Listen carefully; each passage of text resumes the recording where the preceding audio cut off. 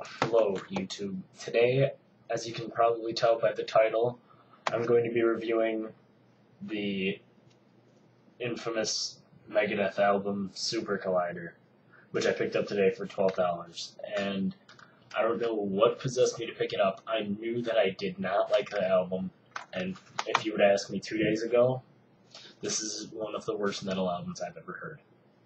3 out of 10. But that is not the case. Giving it another listen, as one of my favorite bands, I wanted to like the album. I felt like it was completely necessary with how much I love Megadeth and how much of an influence Dave Mustaine is. The only Megadeth albums I don't like are Risk and The World Needs a Hero. So I listened to it. I bought it. And I don't regret it. With all the other negative things, I think part of it was kind of, you just go along with what everyone else thinks that it's bad, because, I mean, having a group will make it seem a lot worse. If you think it's bad, then it's bad. But everyone else thinks it's bad, then the whole group gets the mentality that's the worst thing ever. But it's really not. If you are a diehard Megadeth fan and you want to like the album, give it another listen. You will, well, not you will, but if you're like me, then it will become better. You will like it. I mean, at first, and this still continues, his vocals aren't the best. They are the worst they've ever been. But at the same time, what do you expect? He's 50. I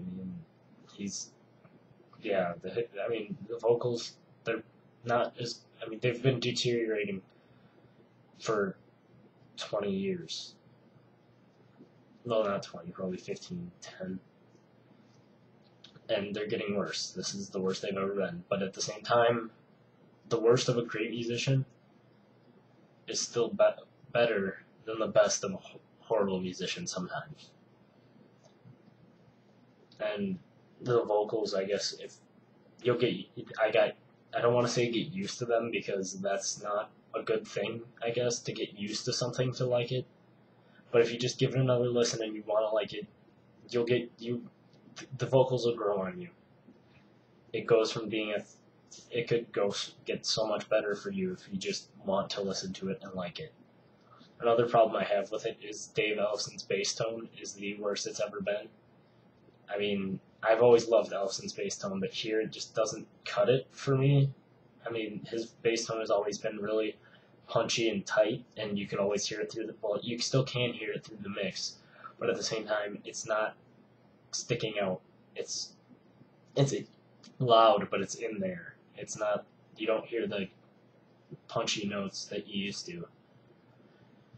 And the drumming is just average, which average isn't bad, but at the same time, you don't expect average from Megadeth, one of the biggest thrash metal bands ever. Even though it's not really thrash, but you don't expect average from them. I mean, Megadeth have always been one of the more technical bands, and they aren't average musicians. They don't have average musicianship. It's always been good or great musicianship. You look at Rust in Peace, or you look at Endgame, you look at Peace Sells But Who's Buying. Every album has great musicianship. And, even on Endgame, Drover wasn't all that great, but the guitar work, the bass work, everything about Megadeth is above average. And then you have the drumming on this album, which is it's not bad, but it just does what he needs to. He doesn't do more than is necessary. He doesn't try to make it interesting. And other than that, I don't really think the album's bad. The solos on it are really good, but that can be expected, having Chris Broderick and Dave Mustaine. Dave Mustaine's bluesy solos have always fit over his own riffs. And Chris Broderick is one of the greatest guitarists of all time, in my opinion, especially for technically skilled. He pulls off Marty's solos perfectly, but this is about the solos on the album, in which case they are also good. They aren't, he's not as good at composing as Marty was, say, but he is a very, very good guitarist. His solos are what they need to be, beyond expected, because of his playing capabilities. Dave's riffs have always been good, some of my favorites, and along with that, Chris Broderick also included a lot of riffing on this album, which I also like. I think Chris Broderick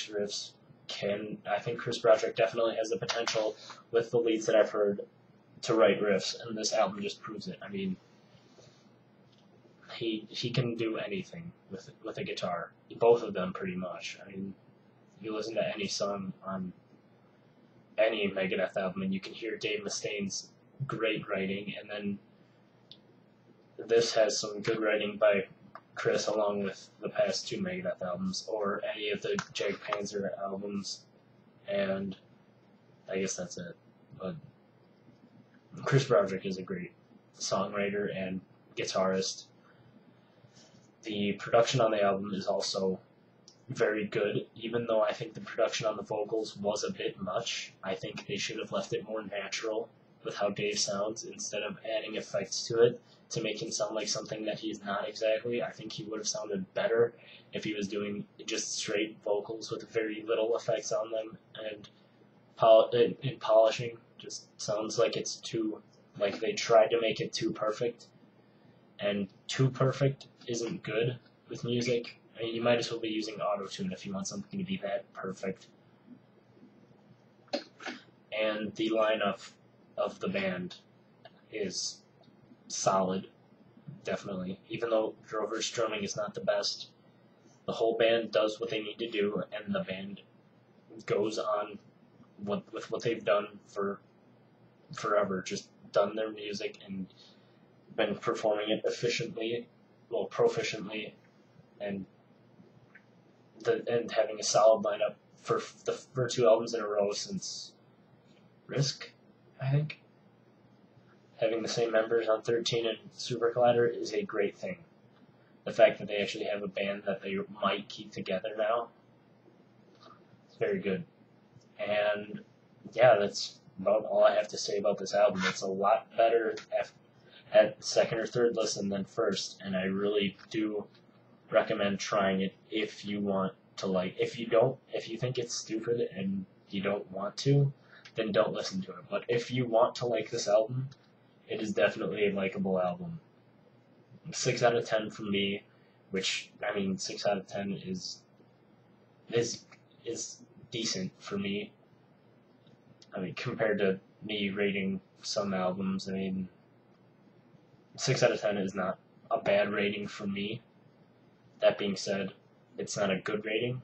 It's an acceptable rating. It is an album that I will listen to again, because it gets more value every time I've listened to it. And like I said, going from 3 out of 10 to 6 out of 10 is a great improvement. If you want to like the album, just listen to it. Listen to it once or twice more, and it'll be better. See ya.